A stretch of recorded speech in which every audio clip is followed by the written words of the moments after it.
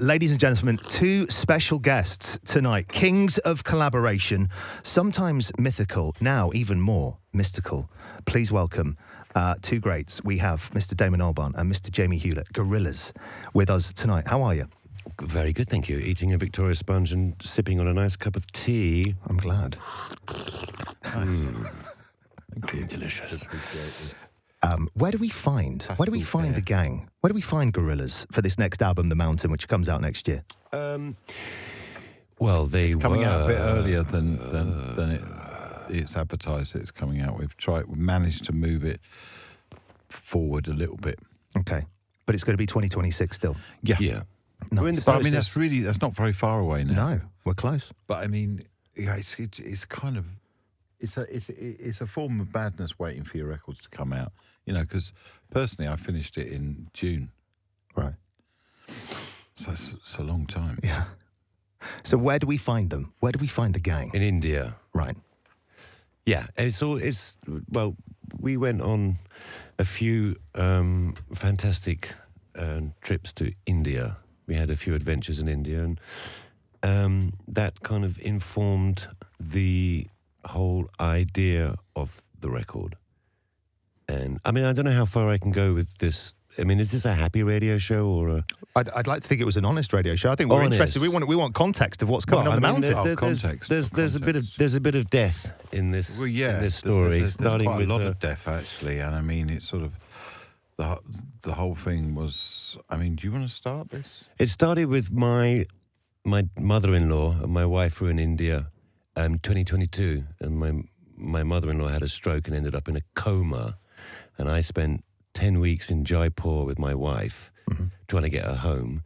And then I came back, and even though I was there for such a traumatic reason, I kind of really fell in love with Jaipur, because it's just insane. It's a crazy place. Yeah. And I came back and said to Damon, we have to go to India. And he said, yeah, absolutely.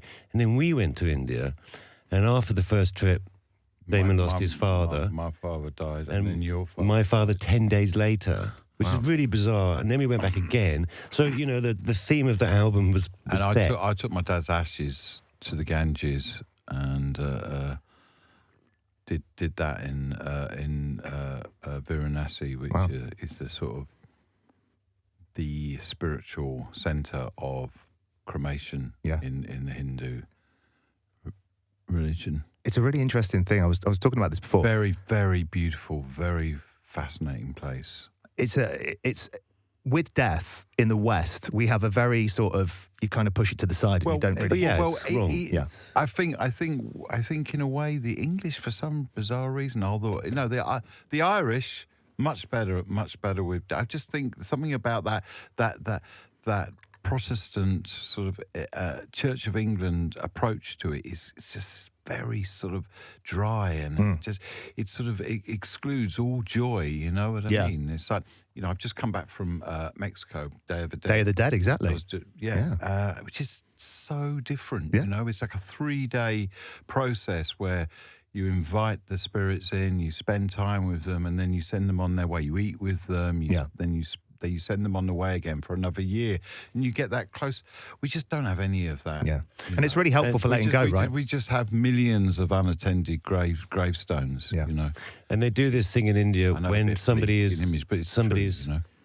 sick or about to die. They're in tears about the fact they won't see you in that form anymore. But they also celebrate the fact you're coming back, but they won't find you or know you. Yeah. So there's a sadness and a celebration at the same time because you're going to reincarnate. Now, I'm not saying that we believe in all of that, but what we took from India was more of a positive approach to dying.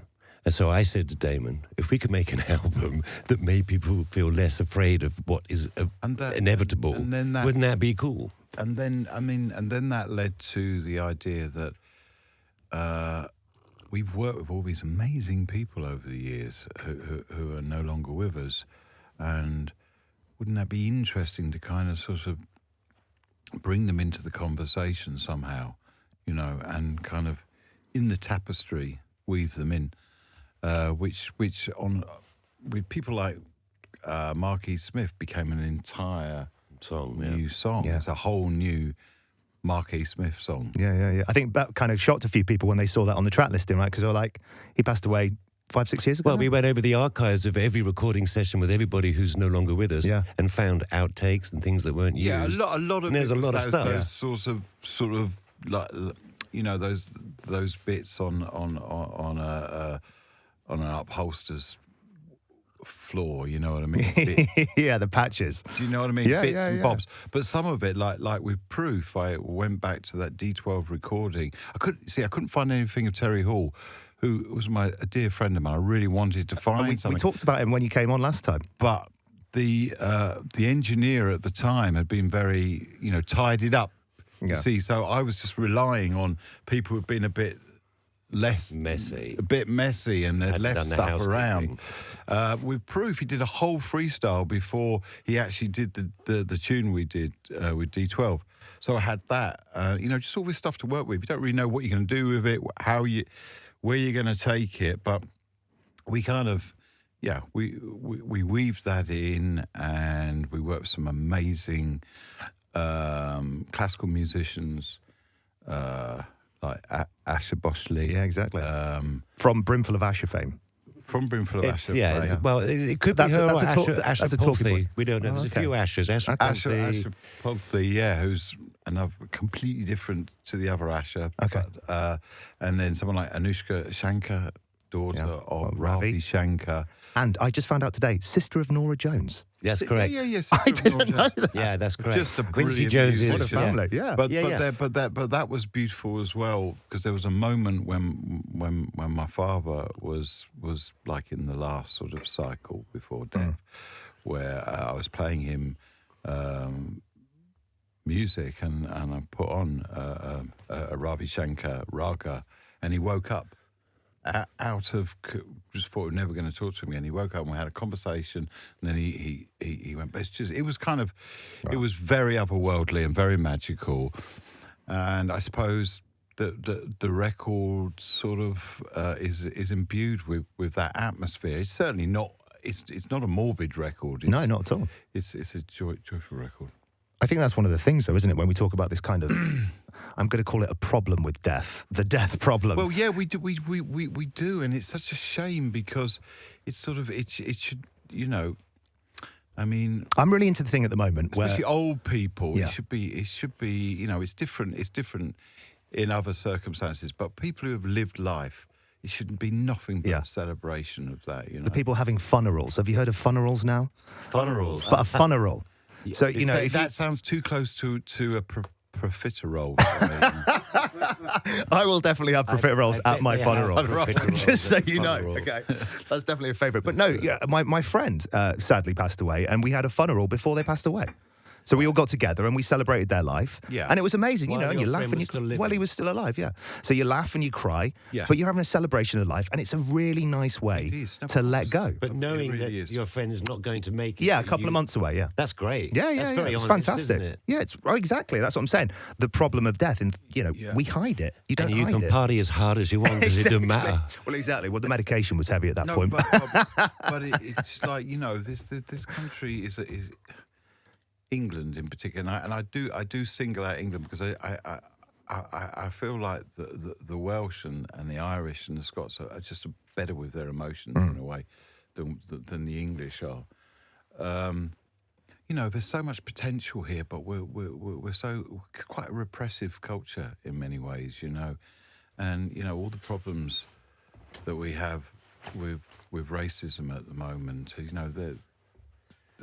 they're directly linked to this inability to communicate with each other, and sort of, it's just a problem we have. Yeah.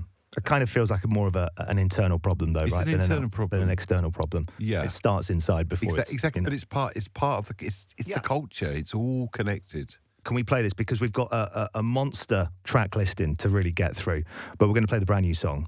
Okay. Is there... Are you playing mini songs? We're going to play a couple. Oh, great. Well, we've already played The Happy Dictator with Sparks, by the way. Okay, cool. Which I thought was genius. Okay. Thanks. I don't normally like to brown nose too much, but in the historic world of soundscapes, I just thought that was so... Well, I mean, those guys, I mean, Ron is 80. Yeah, well, that's what I mean as well. Yeah. Russell is 77. Yeah. And they're just remarkable. Yeah. They are testaments to the power of, like, hard work and enjoying what you do. Yeah. You know, they're in incredible condition. Yeah. And they're so sharp and with it and fun and just lovely, inspirational people.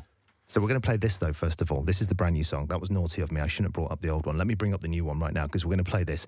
This features Idols, Joe from Idols. This is brand new from Gorillaz on the Radio X Evening Show. This is The God of Lying. Can I ask, and this might be a bit nerdy, but I'm going to ask it anyway, how much do you get involved in, I guess, each other's part? Because I would say, you know, is there a divide? We How does just that hang get out divvied up? together. Right, okay. I mean, but I think why this record, I think, fingers crossed, is going to resonate in the way that our early work did, is because we've really gone through the whole journey and the evolution of this record together. You know, there's been no isolation.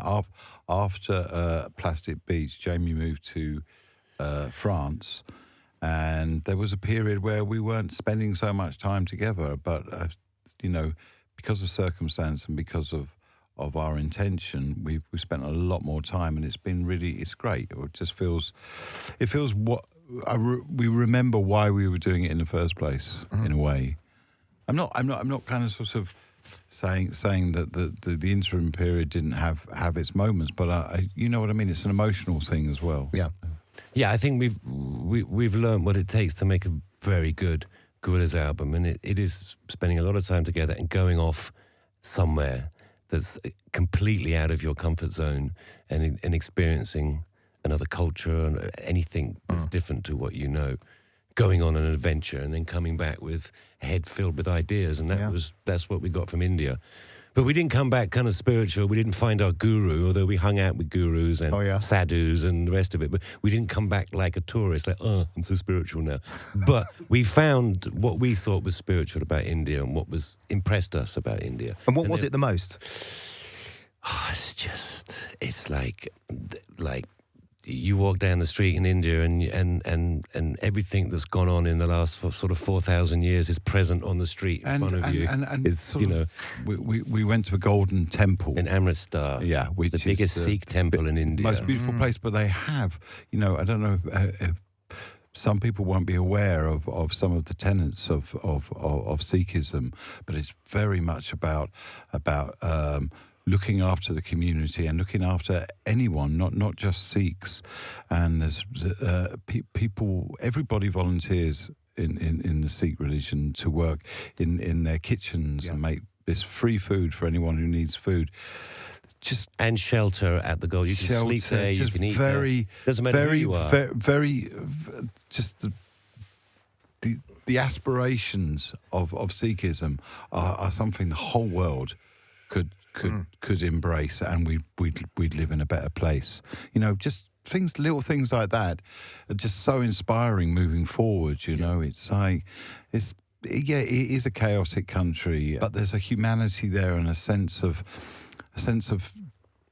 direction that I really was very inspired by. Yeah, nice. It sounds like you two can make a great travel documentary. You better be careful. ITV will be on the phone. Damon and Jamie coming soon to ITV1. I mean, you know, I have been asked in the past to do travel programs, and I've sort of toyed with the idea, but you know, if you do that, you're just spending all your time kind of. And I don't think you get the opportunity to meditate on things enough if you're doing that. You know what I mean? I think I like to just go somewhere and disappear and come back and try and make a piece of work about it. Do you find that helpful? Because obviously you couldn't really do that in the UK, or you couldn't do that in places where there are big populations, right? I think for anybody, it's getting out of your group of people who all like you.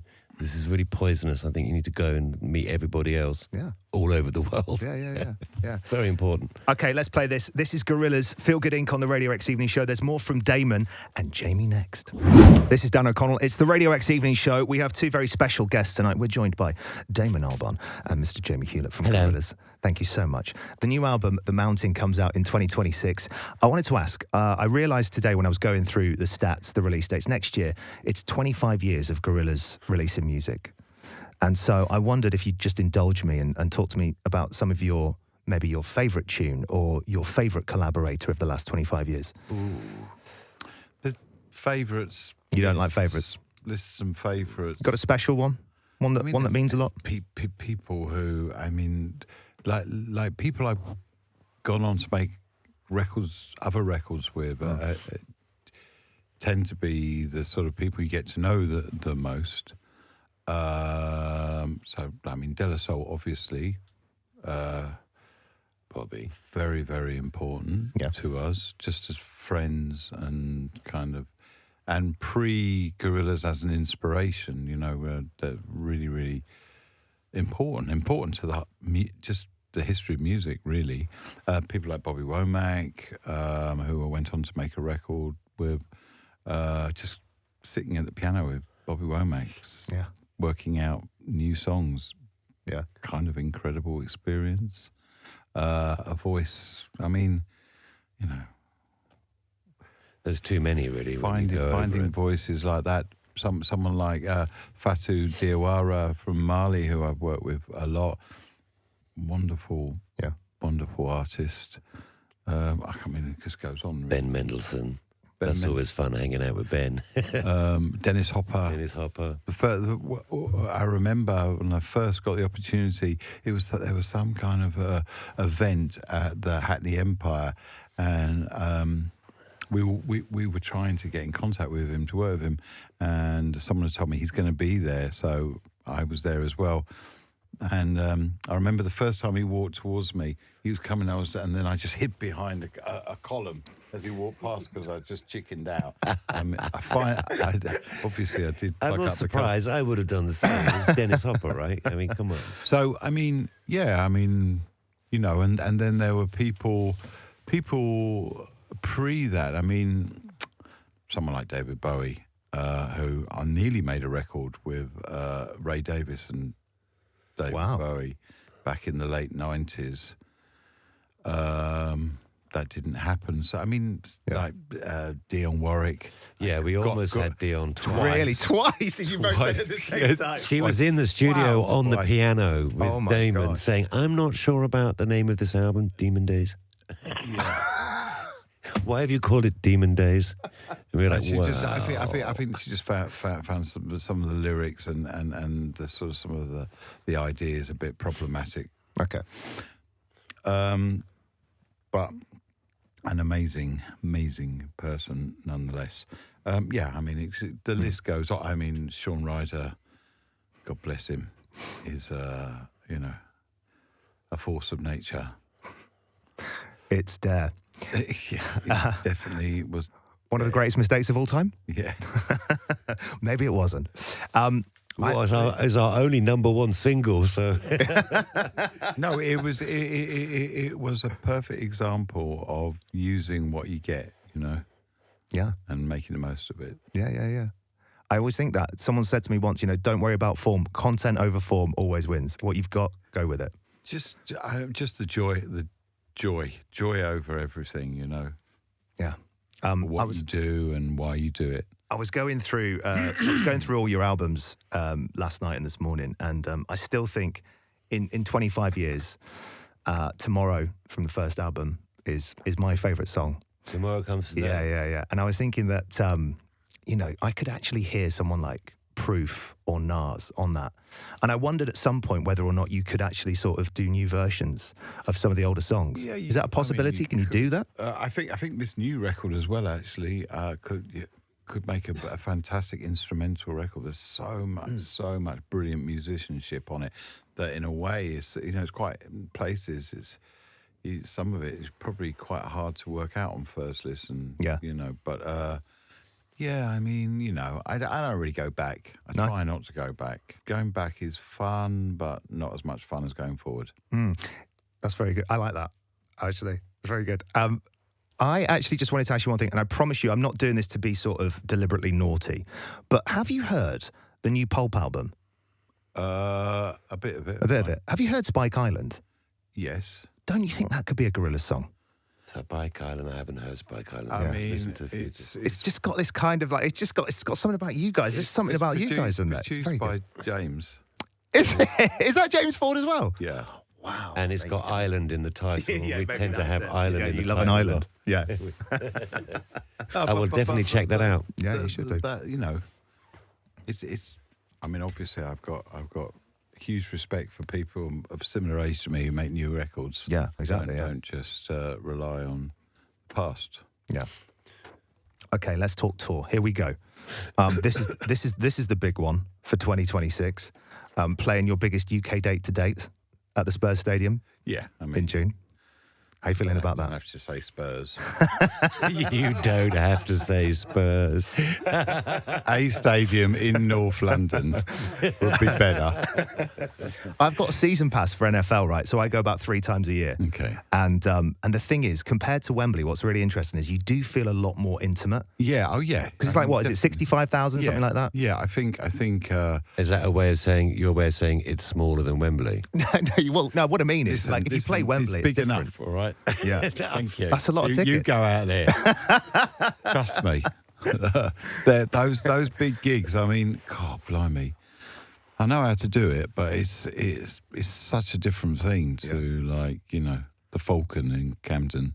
Yeah. Or something like that. Is it a big beast to take on the road? Because I remember I interviewed you one time at Gorillaz is the biggest of all But that's what I mean, because beasts. you're doing festivals as well. That's It's what the I mean. biggest of all beasts. So there's no band bigger in the sense of the amount of people that are involved with it. The logistics are a nightmare. When we did Plastic Beach, we had 9 tour buses just carrying performers. Yeah.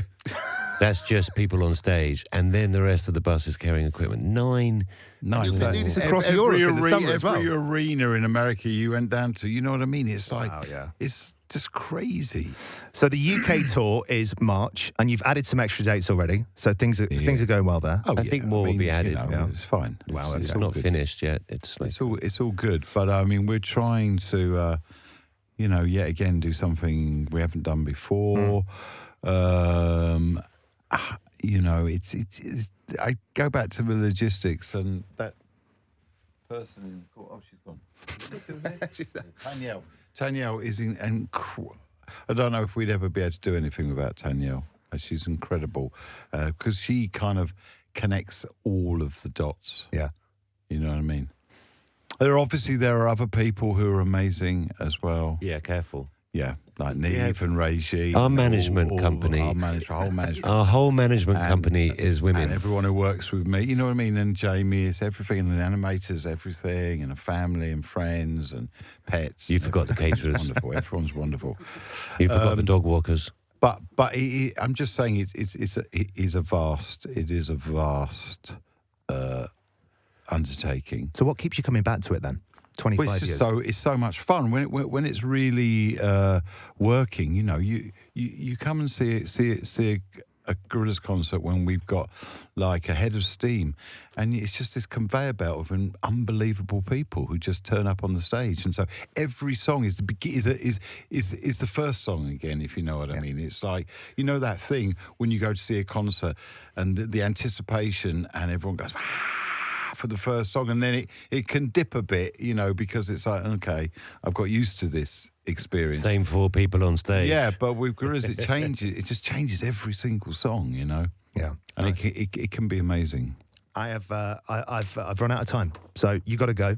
Thank you so much. Thank you. We appreciate you. Thanks. Thank you. We're going to put the tour dates on the website and Global Player. It kicks off in March. There is a big date in North London at a football stadium on the 20th of June, if you'd like to buy a ticket. It feels like it could be the perfect gift for Christmas. Ladies and gentlemen, thank you so much. Damon, Thank you. Jamie. For that. Thank you. Appreciate Thank that. you. Thank you. Radio X.